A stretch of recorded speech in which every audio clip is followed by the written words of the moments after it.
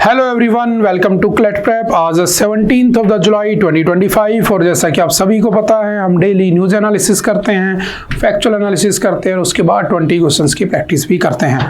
तो चलिए उसी सीक्वेंस को कंटिन्यू करते हैं। आज का पहला क्वेश्चन हमारे सामने, what is the primary function of the central adoption resource authority. जो आपकी कारा है, सेंट्रल अडॉप्शन रिसोर्स अथॉरिटी, उसका काम क्या है? तो याद रखना, regulating and monitoring adoption of the Indian children. बच्चों के अडॉप्शन से रिलेटेड सारे के सारे रूल्स, रेगुलेशंस और मॉनिटरिंग का काम कारा करता है। ठीक है, चलते next. Which ministry organise the Swachh Survekshan 2024-2025 award ceremony. किसने इसको किया है? तो सिंपल याद रखना, ministry of housing and urban affairs. Option number C is the right answer, जिन्होंने इसको लॉन्च किया है। Next, what is the name of the government scheme launched in July 2025 to improve agriculture in low productivity district। ये हमने discuss भी किया था कि जो लो प्रोडक्टिविटी वाले डिस्ट्रिक्ट हैं उनके अंदर कैसे इंप्रूव किया जाए। ठीक है, तो उसके लिए कौन सी स्कीम है? तो सिंपल याद रखना, प्रधानमंत्री धन धान्य योजना। ठीक है, प्रधानमंत्री धन Dhanya Krishi Yojana. Option number C is the right answer. What age group of the children is required to complete the mandatory biometric update as per the UIDAI guidelines। जो आपका UIDAI गाइडलाइंस है उसके अकॉर्डिंग कितने साल तक के बच्चों को कंप्लीट मैंडेटरी है बायोमेट्रिक अपडेट करना? तो 7 years एंड द अबव, 7 साल से ऊपर के बच्चों के लिए मैंडेटरी कर दिया गया है। Which government agency is responsible for issuing, updating and managing Aadhaar in India। तो कौन रेस्पॉन्सिबल है उसके लिए? तो unique identification authority of India, that is UIDAI is responsible. ठीक है। Which country has launch the communication satellite Dror 1। तो किसने ड्रोर 1 को लॉन्च किया? तो याद रखना, option number B that is Israel is the right answer. Israel ने इसको लॉन्च किया है। 1 लाइनर में याद रखना।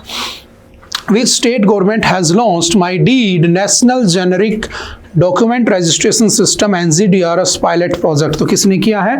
तो option number A that is Himachal Pradesh is the right answer. चलते हैं next.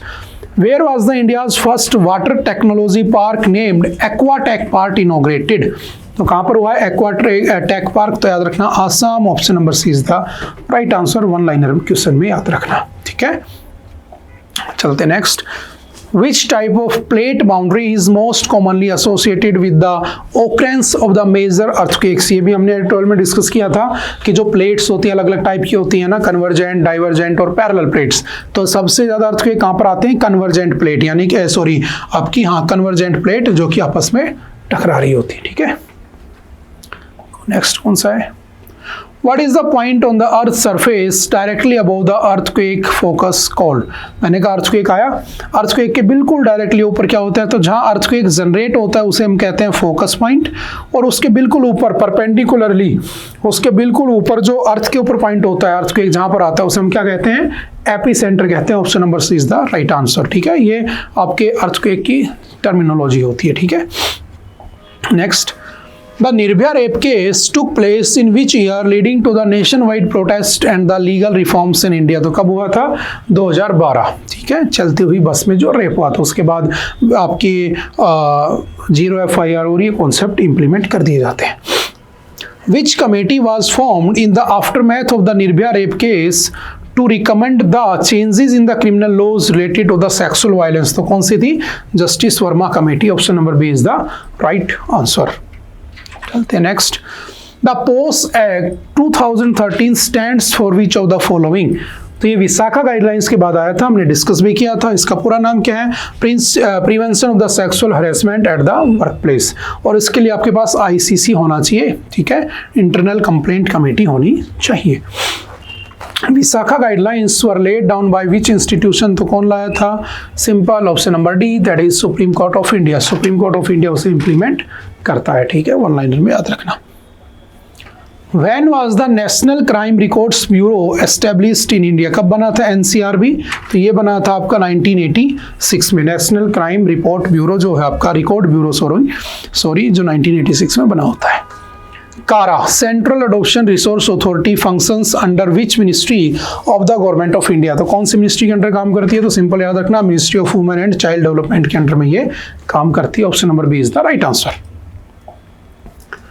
Which major military operation did India launch in 1988 to thwart a coup attempt in the Maldives? तो किसको वहाँ पर एक कूप मूवमेंट होने वाली थी, उससे बचाने के लिए कौन सा ऑपरेशन किया गया था? ऑपरेशन कैक्टस, ठीक है, 1988 में, जिसमें लिट्टे ग्रुप के लोगों को मारा जाता है, ठीक है। सिमिलरली हमने कहाँ किया था? तो हमने श्रीलंका के अंदर भी किया था। श्रीलंका वाला 1987 में था, वो था ऑपरेशन पवन, और ये मालदीव्स में था ऑपरेशन कैक्टस, ठीक है। B is the right answer.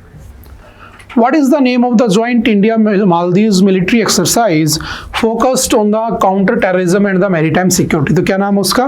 तो उसका नाम है एक्वेरिन, और एक्वेरिन जो वर्ड है उसका मतलब होता है दोस्ती, दोस्त। तो D is the right answer, ठीक है। एक्सरसाइज एक्वेरिन भी कह देते हैं, एक्सरसाइज दोस्ती भी कह देते हैं। What was the primary objective of the Operation NEER launched by the India in 2014? क्या हुआ था? हमने एडिटोरियल में डिस्कस किया था कि एक्चुअल में वहाँ पर एक कंपनी होती है, ठीक है, मालेस, जो आपकी वाटर एंड सीवरेज कंपनी, उसमें आग लग जाती है, तो वहाँ पर पीने के पानी की प्रॉब्लम हो जाती है। और जब वहाँ पर पीने के पानी की प्रॉब्लम हो जाती है तो उस पीने की पानी की प्रॉब्लम से निकलने के लिए मालदीव्स को पानी कौन सप्लाई करता है? तो मालदीव्स को पानी हम सप्लाई करते हैं, ठीक है। और हम जो पानी सप्लाई करते हैं उस ऑपरेशन का नाम क्या रखा गया? ऑपरेशन नीर। तो याद रखना, पहला भारत देश था जिसने मालदीव्स को रिकॉग्नाइज किया था जब वो 1965 में क्या हुआ था? आज़ाद हुआ था, ठीक है। 26 जुलाई को मोदी जी वहाँ जाने वाले हैं, वही वाली न्यूज़ हमने पढ़ी थी, ठीक है। 1981 में हमारे उसके साथ डिप्लोमेटिक और trade relations, trade agreement sign हो जाते हैं, ठीक है। और हमने उसके बाद 2014 में ऑपरेशन नीर किया था जिसमें हमने उसे पानी दिया था, ठीक है, पानी पहुंचाया था पीने का। हमने 1988 में क्या किया था? ऑपरेशन कैक्टस किया था, ठीक है, मिलिट्री कूप से बचाया था उसे। उस सब के बाद भी उसने हमें धोखा देकर चाइना की इन्फ्लुएंस में चला गया और वापस से अब हमारे पास आ रहा है, ये बात की बात है, ठीक है। तो सिंपल सा याद रखना। Who is the author of the drain of the wealth theory which highlighted the economic exploitation of the India during British rule? तो कौन था जिन्होंने एक बुक लिखी थी? तो याद रखना, दादा भाई नेहरूजी। और दादा भाई नेहरूजी को हम क्या कहते हैं? Grand old man of India. इन्हें भारत का ग्रैंड ओल्ड मैन भी कहा जाता है, ठीक है। ध्यान रखना, इन्हें को फाउंडर ऑफ कांग्रेस भी कई लोग कंसीडर कर लेते हैं, ठीक। और ये सीनियर नेता थे किसके? सीनियर लीडर थे किसके? इंडियन नेशनल कांग्रेस के, ठीक है। सिंपल से याद रखना। और ये 3 बार क्या बने थे? कांग्रेस के प्रेसिडेंट भी बने थे, ठीक है। चलते हैं नेक्स्ट। ओके, आई थिंक आज के लिए इतना ही था। आई होप कि आपको बातें समझ में आई होंगी। फिर भी अगर किसी तरह का कोई डाउट रहता है, कोई क्वेश्चन रहता है, तो आप एनी टाइम आकर मिल सकते हैं, पूछ सकते हैं। ओके, मिलते हैं दोबारा किसी नेक्स्ट लेक्चर में। Okay, bye bye, thank you, have a nice day.